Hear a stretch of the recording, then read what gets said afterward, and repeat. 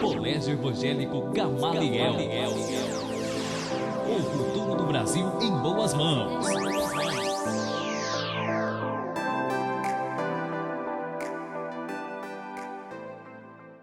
Bom dia, alunos e alunas do quinto ano, professor Darcy aqui novamente.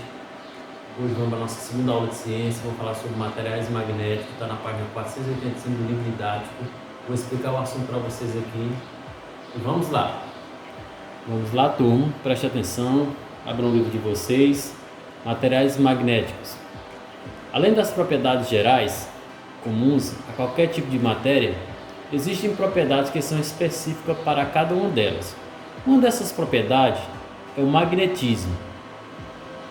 Na Grécia Antiga, já se conhecia o material que atrai o ferro por causa do campo magnético que o rodeia, chamado magnetita. Esse nome vem de Magnésia, lugar da Grécia em que o magnetismo desse minério foi descoberto. Então, onde foi descoberta a magnetita, foi descoberta num lugar na Grécia chamado Magnésia. Então, os gregos é quem descobriram a magnetita. Nós temos uma foto aqui ilustrativa da magnetita, ó. Aí vamos aqui ler o que é que diz aqui. A magnetita, óxido de ferro presente em pequenas quantidades em quase todas as rochas e também encontrados em meteorito. Então, onde é que são encontrados a magnetita? Em magnetita, em quase todas as rochas e também nos meteoritos. Vamos mais para frente um pouco. Vamos para a próxima. O Zima explica como funciona o magnetismo. Então, a melhor forma para a gente entender um pouco de magnetismo é entender o Zima. Então, vamos entender um pouquinho sobre os ímãs.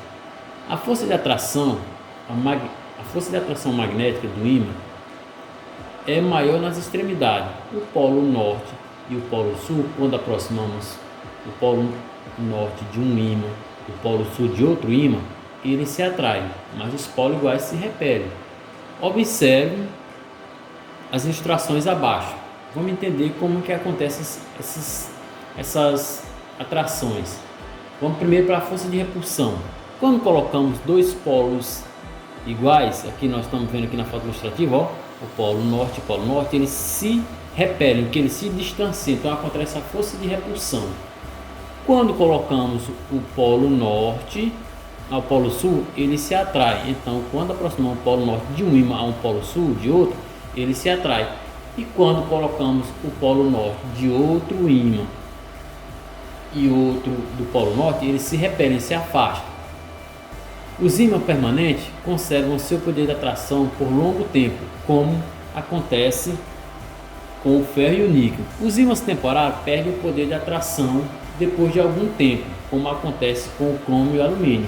Então, os ímãs permanentes, eles demoram mais, eles têm um tempo mais longo de atração, enquanto os temporários, depois de algum tempo, eles se repelem, não se atraem mais, então ele perde um pouco de atração. O ímã natural é aquele encontrado na natureza. Agora, qual ímã é natural encontrado da natureza? Ou encontrado na natureza? É a magnetita. Os ímãs artificiais são aqueles produzidos. Quem é que produz os ímãs artificiais? É produzido pelas indústrias como materiais de aço ou ferro. Agora, para a gente entender melhor, vamos para o campo magnético da Terra, falar mais um pouco sobre magnetismo. Nosso planeta tem um campo magnético produzido pelo núcleo de ferro e níquel. O núcleo interno é sólido e o externo é líquido. Olha, observe isso. O núcleo interno é sólido e o externo é líquido. O movimento desse líquido na rotação da Terra, cria um campo magnético que faz do planeta um ímã, cujo campo magnético se estende para o espaço. Então, a Terra funciona como um ímã. Para ficar melhor, eu vou explicar para vocês aqui, através da foto ilustrativa, como que a Terra funciona como um ímã. A Terra tem dois polos magnéticos, próximos aos polos geográficos. Nós temos aqui o eixo de rotação, que corta a Terra no meio. Nós temos o polo geográfico norte e o polo geográfico sul. E aqui nós temos os polos magnéticos norte, ó, o polo magnético norte e o polo magnético sul. Aí nós temos aqui no interior, nós temos o núcleo interno, que é o sólido, nós temos a crosta e nós temos o núcleo interno líquido. E nós temos aqui, ó, o campo magnético, que faz com que a Terra seja esse imã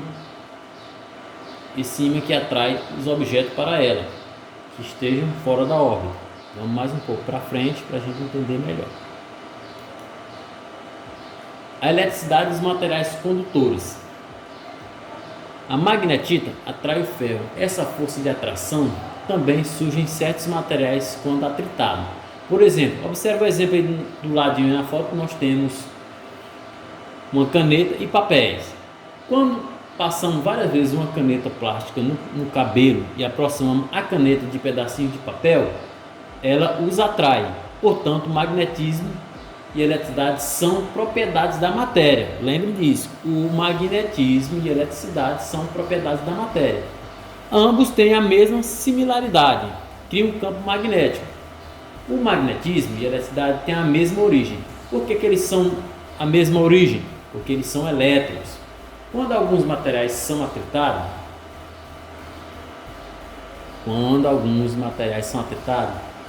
os elétrons se movimentam e geram um campo magnético. Elétrons em movimento geram eletricidade. Então, quando eles se movimentam, eles geram eletricidade através dos elétrons.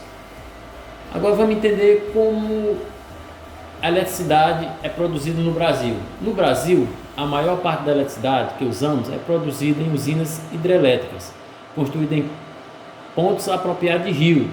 Essa eletricidade percorre longas distâncias em materiais condutores até chegar ao seu destino e pode ser usada para acender uma lâmpada, um aparelho elétrico e ligar uma TV, etc. Observe que na foto como é que acontece. A energia é produzida através da água aqui nas usinas hidrelétricas. Da usina elétrica ela passa para a rede de transmissão, que são as torres, depois joga para a rede de poste, que é a rede elétrica. Da rede elétrica os postes joga para a casa, e dentro da casa, da nossa residência, ela tem um quadro de distribuição que faz com que a energia deixe a luz acesa ou ligue alguns objetos ou materiais elétricos como liquidificador, batedeira, geladeira, televisão. Isso faz com que a energia que chega na nossa casa faz com que esses aparelhos funcionem. Vamos mais um pouco para frente e entender agora sobre os condutores de eletricidade. Existem materiais que são bons condutores de eletricidade. Quais são eles? Quais são esses materiais bons condutores de eletricidade? É o cobre, o alumínio, a prata. Nosso corpo e o dos animais ou de outros animais, a água, o ar úmido, o solo também conduz eletricidade. Os materiais que conduzem eletricidade com dificuldade são os isolantes. Então, os isolantes são borracha, madeira, plástico, cortiça, vidro, lã e isopor. Olha aqui na foto ilustrativa aqui embaixo, nós temos fio de cobre, que são bom condutor de eletricidade. E nós temos aqui luva de borracha, que é mau condutor de eletricidade. Vamos entender mais um pouco. Agora vamos para materiais condutores de calor e som. Há materiais que conduzem o calor, como o cobre, alumínio, o ferro, o zinco, enquanto a madeira, o isopor, o plástico, a borracha, o vidro dificulta a passagem de calor. Então, olha os exemplos aqui, nós temos bons condutores. Nós temos antena de TV, que é feita de alumínio, nós temos o fio de eletricidade, que é feito de cobre, e nós temos o portão, que é feito de ferro. Agora vamos para os maus condutores. Os exemplos, nós temos o vidro, a borracha, o plástico, a madeira. Quando colocamos um agasalho, ele dificulta a passagem de calor do nosso corpo. Por quê? Por que ele dificulta? Porque o agasalho funciona como um isolante de calor. Para o ambiente não sentimos tanto frio. Os agasalhos são isolantes de calor. Quando seguramos a madeira e o metal, este parece estar mais frio. Isso acontece porque o metal é o melhor condutor de calor. do que a madeira. Então quer dizer que o metal é melhor condutor de calor do que a madeira, que por sua vez absorve mais calor. O som é produzido por vibrações de vibrações que formam as ondas sonoras. Os materiais condutores de som permitem a propagação das ondas sonoras, como acontece nos metais, nos líquidos em geral e no ar. Os maus condutores de onda sonora são os tecidos e as espumas plásticas. Alguns plásticos de embalagem, como o isopor ou papelão, também são bons isolantes de onda sonora. Então, podemos ver aí exemplo de bons condutores de calor e maus condutores de calor. E temos bons condutores de som e maus condutores de som. Então, isso está finalizada a nossa segunda aula de ciência. Espero que vocês tenham entendido o assunto. E vou deixar aqui para vocês fazer uma atividade da página 486, 487 a 488 e a 489 do livro didático, que quando a gente retornar, a gente vai fazer a correção da mesma. Muito obrigado e até a próxima.